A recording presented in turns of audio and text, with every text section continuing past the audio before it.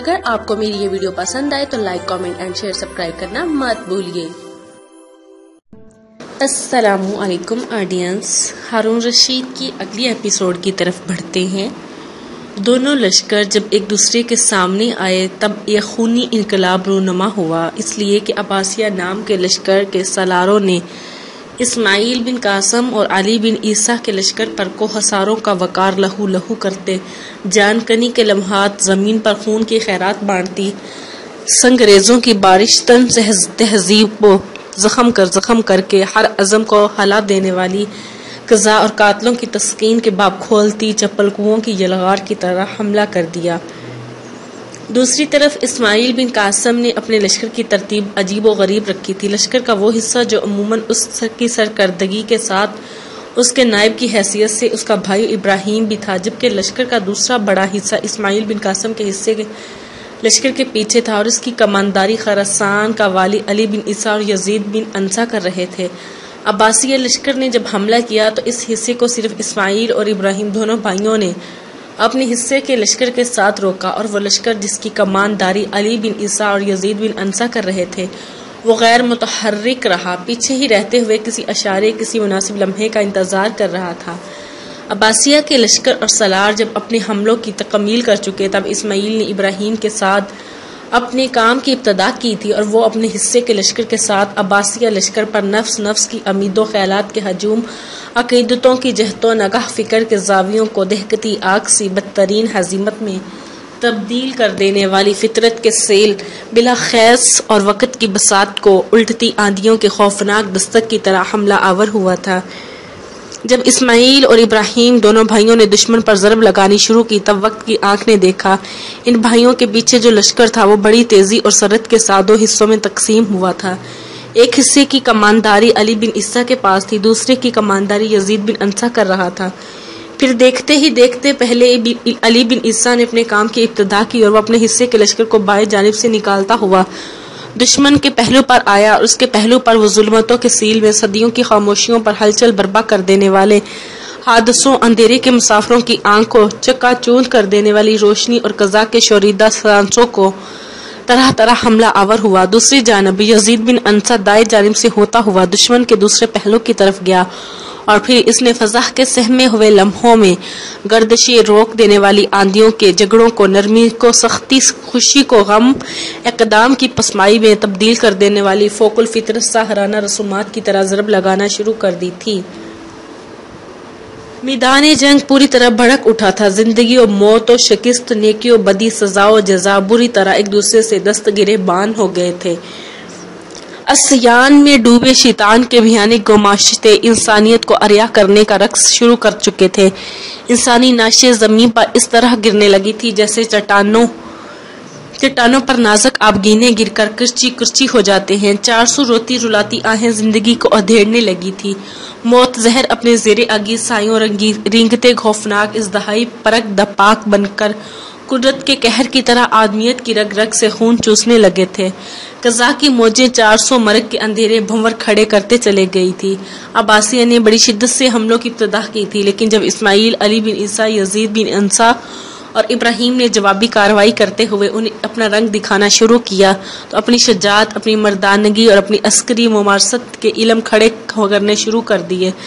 تب عباسیہ کی ان کے سامنے بڑی تیزی سے درد کے بستروں، ٹمٹماتی حیات کے مشعلوں، شام کی اداسیوں، غم کی دیو داسیوں، نفرت کی میلی محرابوں اور غموں کے اضطراب سے بھی زیادہ ابتر ہونا شروع ہو گئی تھی۔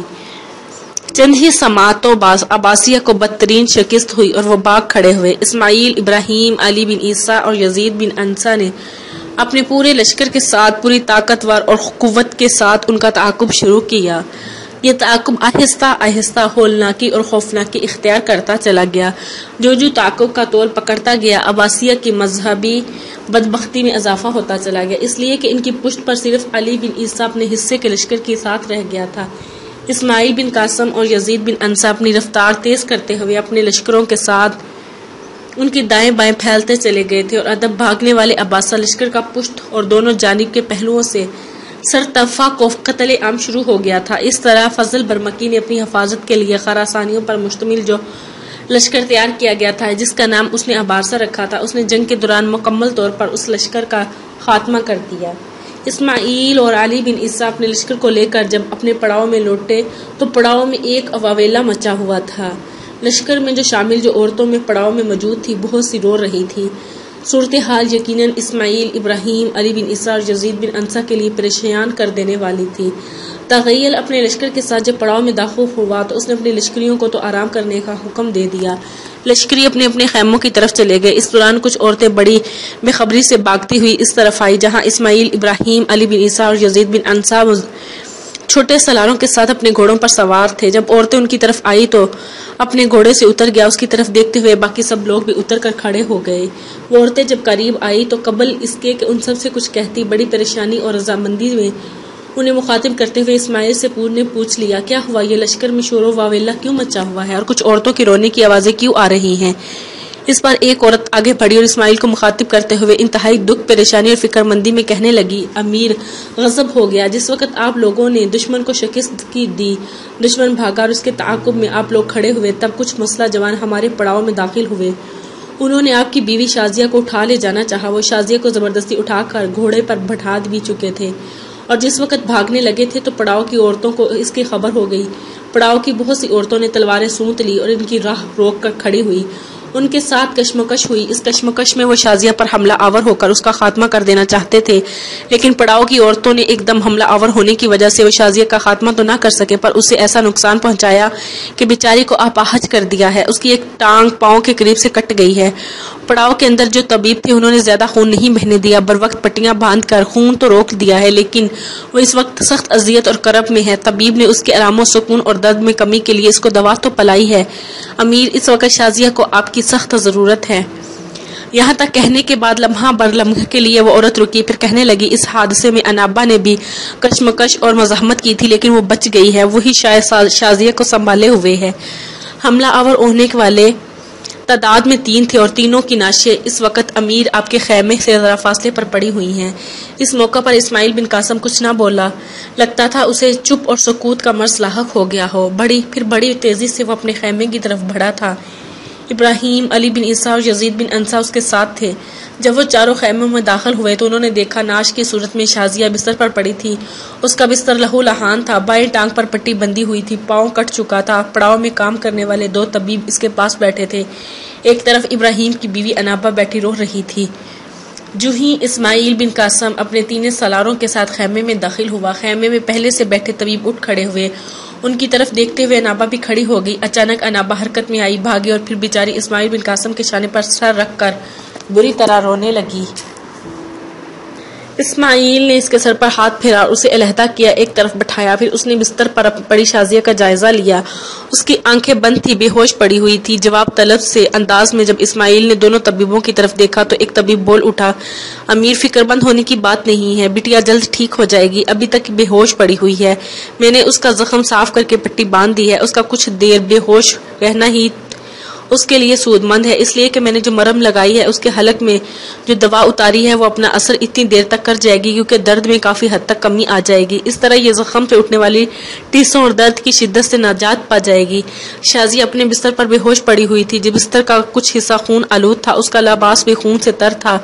تاہم انابا کی حالت اس سے مختلف تھی، وہ بالکل ٹھیک تھی، اس کا لباس بھی ٹھیک تھا، تاہم اس کے بازو اور چہروں پر خراشیں ضرور تھی۔ اسماعیل چپ چاپ خاموش شازیہ کے بستر کے پاس کھڑا رہا۔ اس موقع پر اس کے چہروں پر سوچوں کو زنگ آلود کر دینے والی غضبناکی، بادبانوں میں گرے ڈال دینے والی تیز طوفانی ہواؤں جیسا غضب تھا۔ چہرے کے تاثرات ایسے شدید اور سخت ہو گئے تھے جیسے شب کے سرابوں میں تلسم کی آندیاں ہر شے کو خوکانی قضا پہناتی چلی جائیں گی۔ اس کی آنکھوں کی حالت بھی یکسر تبدیل ہو گئی تھی، جیسے تقدیر و تدبیر کی کشمکش میں زندگی کے زنجیریں کاٹتے جھلتے قہر کے اندر انگنت جذبوں کا خون ہونا شروع ہو گیا ہو۔ آنکھوں میں غصے کے باعث سرخی اتر آئی تھی۔ یزید بن انصا اور علی بن اسماعیل کی حالت دیکھتے ہوئے فکر مند ہو گئے تھے۔ وہ چپ، بالکل بے حس و حرکت کھڑا تھا، بالکل یوں جیسے فطرت کا کوئی نمائندہ زمین کی کوکھ سے دکھ کے طوفان اور درد کے صحراؤں میں ہر چیز کو بے صدا کرتی کرب بھری چپ چاپ غبار کا منتظر ہو۔ ابراہیم بن قاسم کی حالت بھی اپنے بھائی اسماعیل سے مختلف نہ تھی۔ اس کے چہرے اور آنکھوں میں بے پناہ غصے اور غضبناکی کی کیفیت تھی۔ وہ بھی دکھ کا اظہار کرتے ہوئے ہونٹ اونٹ رہا تھا۔ پھر میں خیمے میں اسماعیل کی دکھ بھری آواز بلند ہوئی۔ اس نے طبیبوں کو مخاطب کرتے ہوئے کہنا شروع کیا، آپ دونوں یہیں بیٹھے رہیں جب تک کہ ہوش میں نہیں آ جاتی۔ میں چاہتا ہوں آپ دونوں یہیں رہیں، میں تھوڑی دیر تک آتا ہوں، میں ذرا حملہ آوروں کی نعشوں کا جائزہ لے لوں۔ اس کے ساتھ ہی اسماعیل خیمے سے نکلا۔ ابراہیم، یزید بن انصا اور علی بن عیسیٰ تینوں اس کے پیچھے پیچھے تھے۔ چاروں نعشوں کے قریب جا کھڑے ہوئے۔ نعشیں خون میں لت پت پڑی ہوئی تھی۔ اسماعیل کچھ دیر ان نعشوں کا جائزہ لیتا رہا، پھر علی بن عیسیٰ کی طرف دیکھتے ہوئے کہنے لگا، علی بن عیسیٰ، انہیں غور سے دیکھو، کیا تم انہیں پہچانتے ہو؟ اس موقع پر ابراہیم بن قاسم کی حالت یکسر بدل گئی تھی، اس لیے کہ اس کی نگاہیں ان تینوں کے گلوں میں لٹکتی ہوئی صلیبوں پر جم کے رہ گئی تھی۔ جس وقت اسماعیل علی بن عیسیٰ سے مخاطب ہوا تھا، اس کی توجہ علی بن عیسیٰ کی طرف ہوئی تھی، جبکہ علی بن عیسیٰ اور یزید بن انصا بھی اسماعیل کی طرف دیکھ رہے تھے۔ تب ابراہیم فوراً حرکت میں آیا۔ اس نے بڑی تیزی سے ان تینوں کے گلوں سے سنہری صلیبیں اتارنے شروع کر دی۔ صلیبیں اتارتے ہوئے وہ درس دیدہ نگاہوں اور چور سے انداز میں اپنے بھائی اسماعیل کی طرف بھی دیکھ لیتا تھا۔ پھر صلیبیں اتارنے کے بعد ایک دم اس نے وہ صلیبیں اپنے لباس کے اندر چھپا لی۔ اس کے انداز بتا رہے تھے جیسے ان صلیبوں کے اندر شازیہ پر حملہ آور ہونے والوں کے راز چھپے ہوں، اور ان صلیبوں کی مدد سے حملہ آوروں کے ٹھکانے اور ان کے مسکن تک پہنچنے میں کامیابی ہو سکتی ہو۔ اسماعیل بن قاسم کے استفسار پر لمحہ بھر کے لیے دکھ بھرے انداز میں علی بن عیسیٰ کی گردن جھک گئی۔ پھر وہ کہنے لگا، ابن قاسم میرے عزیز، مجھے بے حد دکھ اور صدمہ ہے کہ خراسان کے اندر ہماری بہن پر حملہ آور ہوا۔ ان ظالموں نے ایک ٹانگ سے محروم کر دیا ہے۔ جس وقت پر اس پر حملہ آور ہونے کی خبر مجھے آپ کے ساتھ ملی تھی، میں نے یہ خیال کیا تھا کہ شاید حملہ آور خارجی ہوں، لیکن نہیں، یہ نصرانی ہیں۔ ان کا تعلق اس گروہ سے ہے۔ انہوں نے ہماری بہن شازیہ پر حملہ آور ہونے کی کیوں کوشش کی؟ ایسا کرنے میں ان کا کیا مقصد، کیا مفاد تھا، یہ میری سمجھ میں نہیں آ رہا۔ اور پھر میں ان تینوں قاتلوں کو ان کے چہرے سے نہیں پہنچاتا، اور نہ میں نے انہیں پہلے دیکھا ہوا ہے۔ اس کے بعد وہی سوال اسماعیل نے یزید بن انصا سے کیا۔ اس نے بھی نفی میں جواب دیا۔ تب اسماعیل نے کچھ سوچا، پھر یزید بن انصا کی طرف دیکھتے ہوئے کہنے لگا، ابن انصا میرے بھائی، ان تینوں کی نعشوں کو ٹکانے لگا دو، میں اپنے بھائی ابراہیم کے ساتھ اپنے خیمے کی طرف جاتا ہوں۔ تم دونوں زخموں کی مرہم پٹی کے علاوہ لشکر کے کھانے پینے کا انتظام کرو۔ اس کے ساتھ ہی اسماعیل بن قاسم اپنے بھائی ابراہیم کے ساتھ اپنے خیمے کی طرف ہو لیا، جبکہ علی بن عیسیٰ اور یزید بن انصا جنگ کے دوران زخمی ہونے والوں کی مرہم پٹی اور لشکر کے کھانے کا اہتمام کرنے کے لیے وہاں سے ہٹ گئے تھے۔ خیمے کی طرف جاتے ہوئے صرف چند لمحوں تک ابراہیم نے اپنے بھائی اسماعیل کی طرف غور سے دیکھا، پھر دکھ بھرے لہجے میں وہ اسے مخاطب کرتے ہوئے کہہ رہا تھا، بھائی، یہ کوئی معمولی اور عام واقعہ نہیں ہے، میری بہن پر جان لیوا حملہ کیا گیا ہے۔ ایسی بہن جسے میں صرف بڑی بہن ہی نہیں، ماں کا درجہ دیتے ہوئے ہوں، اسے کسی کی ٹانگ سے محروم نہیں کیا گیا۔ میں سمجھتا ہوں میری ٹانگ کاٹ دی گئی ہے۔ بھائی، اس حادثے، اس سانحے کے پیچھے ضرور کوئی سازش ہے۔ بغیر سازش کے یہ کام نہیں ہو سکتا۔ کسی کے ایما پر، کسی کے کہنے پر، کسی کے بلانے پر تینوں قاتل ہمارے پڑاؤ میں داخل ہوئے، اور اس وقت داخل ہوئے جس وقت ہم دشمن کو شکست دینے کے بعد اس کے تعاقب میں یہاں سے ہٹ گئے تھے۔ بھائی، لگتا ہے یہ تینوں قاتل یہاں پڑاؤ کے اندر یا کہیں قریب ہی قیام کیے ہوئے تھے، اور ان کا رابطہ ہمارے پڑاؤ کے اندر کسی فرد یا افراد سے ہے۔ بھائی، حالات کچھ بھی ہوں، میں کچھ مخبروں کو اس کام پر لگاؤں گا جو یہ جاننے کی کوشش کریں گے کہ ہماری بہن کو زخمی کرنے سے اسے داغداد کرنے والے کون تھے، اور اس پڑاؤ میں کون لوگ ہیں جن کے ساتھ ان کا رابطہ تھا، اور اسی رابطے سے کام لیتے ہوئے انہوں نے میری بہن کو نقصان پہنچانے کی کوشش کی۔ یہاں تک کہنے کے بعد ابراہیم بن قاسم رکا، پھر وہ انتہائی دکھی ہوئے اور دل کرب انداز میں کہہ رہا تھا، بھائی، آپ کی خوش قسمتی کہ آپ کو شازیہ بہن جیسی بیوی ملی، میری خوش قسمتی کہ اس کی صورت میں مجھے بڑی بہن اور ماں کا پیار ملا۔ جس کسی نے بھی یہ حرکت کی ہے، جو بھی کیا ہے، اس نے خونی سانحے میں ملوث ہے۔ بھائی، میں اسے چھوڑوں گا نہیں۔ میں قسم کھاتا ہوں کہ اس حادثے میں ابراہیم بن قاسم کی ذات بھی ملوث ہوئی تو میں اس کا بھی حلقوم کاٹنے میں دیر نہیں لگاؤں گا۔ ابراہیم جب خاموش ہوا تو اسماعیل نے بڑے غور سے اس کی طرف دیکھا، پھر اس کا اشارہ تھپتھپاتے ہوئے کہنے لگا، ابراہیم میرے بھائی، ابھی پرسکون رہو، کچھ نہیں کہا جا سکتا کہ کیا ہوا ہے۔ اسماعیل اپنی بات مکمل نہ کر سکا، اس لیے کہ بیچ میں بے پناہ غصے اور کرب کا اظہار کرتے ہوئے ابراہیم کہنے لگا، بھائی، کیا یہ معاملہ صبر کرنے کا ہے؟ میری بہن کی ٹانگ کٹ چکی ہے، اور اس کا لباس، اس کا بستر خون آلود ہے۔ خدا کی قسم، اس کا بستر خون میں آلود نہیں ہوا۔ میرا دل، میرا ضمیر سب لہو کے آنسو رو رہے ہیں۔ یہ سانحہ میرے لیے ناقابل برداشت ہے۔ بھائی، میں جانتا ہوں آپ اس حادثے کو کس قدر تحمل اور ثابت قدمی کے ساتھ برداشت کر رہے ہیں۔ بھائی، میں جانتا ہوں آپ اندر سے چربی کی طرح پگھلے ہوئے ہیں اور آپ کا دل رو رہا ہے، اس لیے کہ میں آپ کا بھائی ہوں اور آپ کی اندرونی کیفیت کو بھانپ سکتا ہوں۔ میرے عزیز بھائی، اس خیمے میں داخل ہونے سے پہلے میرے ایک سوال کا جواب دیں اور ساتھ ہی میرے ساتھ ایک وعدہ بھی کریں۔ چلتے چلتے اسماعیل رک گیا، پھر ابراہیم کی طرف دیکھتے ہوئے کہنے لگا، کیسا سوال اور کیسا وعدہ؟ ابراہیم نے کچھ سوچا، پھر انتہائی دکھ اور کسی قدر غصے کا اظہار کرتے ہوئے وہ کہہ رہا تھا، میرا سوال یہ ہے کہ کیا آپ تسلیم نہیں کرتے کہ میری بہن کے خلاف یہ ایک سازش ہے؟ سازش بے شک ناکام ہو چکی ہے، لیکن میری بہن کی ٹانگ کا تو نقصان ہو گیا۔ ابراہیم کے سوال پر اسماعیل تھوڑی دیر تک گہری سوچ میں کھویا رہا، پھر کہنے لگا، ابراہیم میرے بھائی، میں تمہارے اس خیال سے اتفاق کرتا ہوں، سازش ضرور ہے، لیکن میرے بھائی فی الحال اس پر نہ کوئی تبصرہ کرنا ہے اور نہ کسی عزم اور ارادے کا اظہار کرنا ہے۔ اگر تم لوگوں کے سامنے ایسا کرو گے تو یاد رکھنا وہ لوگ جو اس سازش میں ملوث ہیں محتاط ہو جائیں گے، یا تو وہ کہیں چھپ جائیں گے یا ہمیں اس سے اتنا دور چلے جائیں گے کہ ہم ان پر اپنی گرفت نہ کر سکیں گے، اور میں نہیں چاہتا کہ ایسا ہو۔ ہر صورت میں انہیں پکڑ کر انہیں ان کے کیے کی سزا دینا چاہتا ہوں۔ یہاں تک کہنے کے بعد اسماعیل رکا، پھر وہ دوبارہ ابراہیم کی طرف دیکھتے ہوئے کہہ رہا تھا، ابراہیم میرے عزیز بھائی، میں نے تمہارے سوال کا جواب تو دے دیا ہے، اب یہ بتاؤ کہ تم مجھ سے کون سا وعدہ لینا چاہتے ہو؟ ابراہیم نے کچھ سوچا، پڑے غور سے اسماعیل کی طرف دیکھا، پھر کہنے لگا، بھائی میں آپ سے یہ عہد لینا چاہتا ہوں کہ جب میں اس مجرم کو پکڑ لوں جو میری بہن کو نقصان پہنچانے کا ذمہ دار ہے تو آپ اسے معاف نہیں کریں گے، وہ جو کوئی بھی ہو، بھائی اس کی گردن میں ضرور کاٹوں گا۔ اگر آپ نے مجھے منع بھی کیا تو تب بھی میں اس سے معاف نہیں کروں گا، خواہ اس کے لیے آپ میرے لیے کوئی بہت بڑی سزا ہی کیوں نہ تجویز کر دیں۔ ابراہیم جب خاموش ہوا تو اس کی طرف دیکھتے ہوئے احتجاجی سے انداز میں اسماعیل کہنے لگا، ابراہیم میرے بھائی، تم اس قدر گہرے وثوق اور عزم کے ساتھ گفتگو کر رہے ہو جیسے تم نے اس حادثے میں ملوث لوگوں کا خود سراغ پا لیا ہے، اور یہ کہ تم ان پر گرفت کرنے کے نزدیک ہوتے جا رہے ہو۔ ابراہیم کے ماتھے پر سوچوں کی لکیریں گہری ہو گئی تھی، پھر بھری سی آواز میں کہنے لگا، بھائی یوں ہی سمجھ لیں کہ میں ان لوگوں کا کسی قدر سراغ لگانے میں ضرور کامیاب ہو چکا ہوں جو اس حادثے میں یا تو براہ راست ملوث ہیں یا کسی کے ساتھ ان کا رابطہ اور تعلق ہے، اور یہی رابطہ اور تعلق رکھ کر میری بہن کو نقصان پہنچایا گیا ہے۔ اسماعیل نے چونکنے کے انداز میں ابراہیم کی طرف دیکھا، پھر کہنے لگا، تم نے کون سا ایسا سراغ پا لیا ہے جس کی بنا پر تم یہ دعویٰ کر سکتے ہو کہ تم حادثے کے ذمہ دار لوگوں کے نزدیک پہنچنے کی کوشش کر رہے ہو؟ ابراہیم کی چھاتی تن گئی، کہنے لگا، بھائی فی الحال میں کچھ نہیں کہوں گا، بہرحال میں آج آنے والی شب کو ہی کچھ مخبر مقرر کروں گا اور انہیں اپنے اندازے کے مطابق جو کچھ میں نے سوچا ہے اسے سامنے رکھتے ہوئے قاتلوں کی کس قدر نشاندہی بھی کروں گا۔ بھائی میں آپ کو یقین دلاتا ہوں کہ بہت جلد ہاتھ سازشیوں کے گریبان پر ہوگا۔ ابراہیم جب خاموش ہوا تب اسماعیل بن قاسم بڑی محبت اور شفقت میں اپنے چھوٹے بھائی ابراہیم کو مخاطب کرتے ہوئے کہہ رہا تھا، ابراہیم میرے عزیز، اس وقت شازیہ اور انابہ دونوں کو ہماری توجہ اور دیکھ بھال کی ضرورت ہے، لہٰذا ہمیں زیادہ دیر ان سے دور نہیں رہنا چاہیے۔ جس موضوع پر تم گفتگو کرنا چاہتے ہو اس سے متعلق ہم دونوں بھائی بعد میں یہ بھی تبادلہ خیال کر سکتے ہیں کہ فی الوقت ہمیں فوراً خیمے میں جا کر شازیہ اور انابہ کی دیکھ بھال کرنی چاہیے۔